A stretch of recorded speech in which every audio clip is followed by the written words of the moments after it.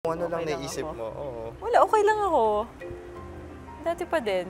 Kaya lang, medyo na-awkward na lang ako pagka ano. Sige, ayan. Gusto ko malaman, pag Ayokong magkaroon tayo ng sarili nating world bubble. get, oo.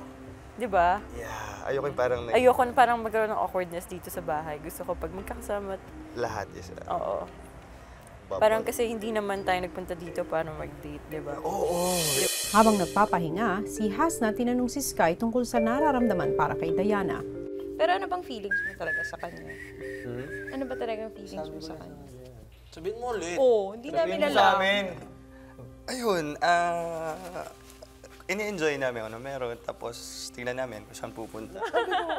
Sinabi ko na gusto ko siya. Anong gusto?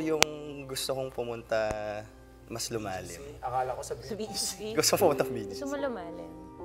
Kasi Gano'ng kalalim? yung Relationship level? Oh, kailan to nagsimula? At well, paano? sobrang na-attract na ako pagkapasok pa lang. Kasi maganda. Kick off, yeah. Ganda. Akala ko, foreigner, di ko masyado makakausap kasi English, parang si Frankie, ganyan. Kasi medyo mahirap mag-build ng relationship pag intercultural. I mean, that's a good thing. Heidi! Dinig ba sa banyo? Dinig ba sa banyo? Hindi man siguro. Okay. Pero alam mo yung mga dinidate niya before? Alam ko na older, kasi parehas kami ako din older. Tapos mas tahimik, sabi niya. So yun nga, opposite ng mga nagustuhan niya. So challenge yun sa'yo. Sabi niya sa akin, basta cherish namin kung ano yung meron kami ngayon. Ilang sandali pa nagkaroon ng pagkakataon makapagkwentuhan sina Sky at Diana. Anong feeling mo? Wala lang. Gusto ko lang malaman kung anong naisip mo lang. Kasi hindi ako magaling sa ganun. Wala akong ina-assume, wala akong ina-expect kung kahit kanino. I mean, hanggat walang sabihin sa akin. Siyempre, nakakaramdam, pero siyempre, iba yung napag-uusapan or explicit na pagsabi ng mga bagay. Open communication. Yung na-question mo ulit. Wala, kung ano Okay lang lang naisip ako. mo. Oo. Wala, okay lang ako. Dati pa din. Kaya lang, medyo na-awkward na lang ako pagka ano. Sige, ayan. Gusto ko malaman, pag Ayokong magkaroon tayo ng sarili nating world bubble. get, oo.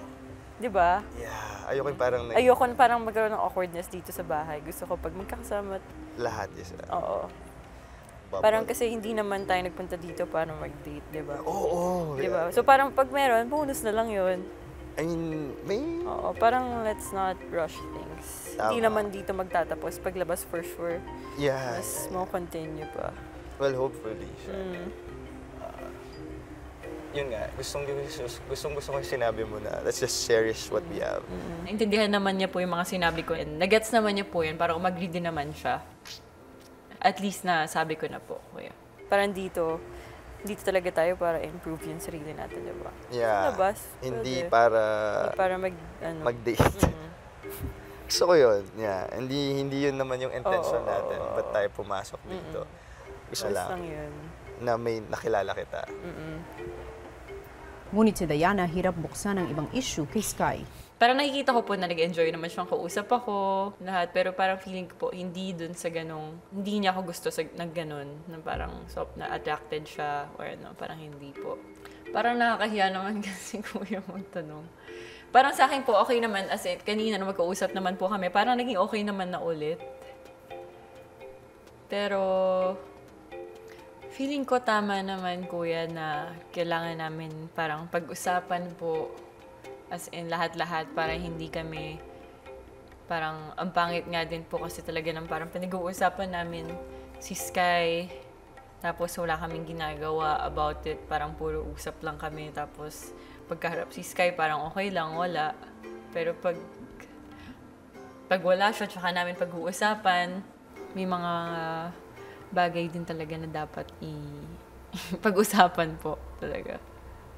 Sobrang hirap kasi parang wala naman tayong right na parang pangunahan siya doon. Sabihin sa kanya na, what if gano'n lang talaga siya? O yun nga, yun yung sinasabi ko. Hindi ko alam kung paano sasabihin. Ay, wait lang. Paano ba? Ang ibang boys patuloy na naguguluhan. Baka cover up lang niya yung gusto niya yung babae para matago, di ba? Pero hindi natin alam kasi yung tunay na story talaga. Pero para sa akin, malay natin, ganun lang yung kilos niya, mahinin yung kilos niya kasi hindi siya sanay kasi yung bata siya, school bahay siya. Siguro kasi ayaw ko rin i-judge boy, kaibigan kasi natin. Pero observe na lang, siguro. So si Diana, Alam ni Diana. So si Diana, kitang-kita boy, wala siyang gusto. Maybe nakikisakay lang din kasi sa lahat naman. Kilingi siya, di ba? Sa lahat? Si Kuya hiningi ang opinyon ni Doc Randy. Alam ko po na yung gusto nilang mangyari ay protektahan lang naman si Diana. Hindi naman po ibig sabihin na hindi siya sincere sa friendship niya or yung emotional attachment niya kay Diane. Kaya medyo confused ang mga housemates dahil sa pag-iisip ng housemates, binary lang talaga ang sex or gender. Babae lang, lalaki, or even may third sex. So, ganun lang po yung yung pag-iisip ng mga housemates.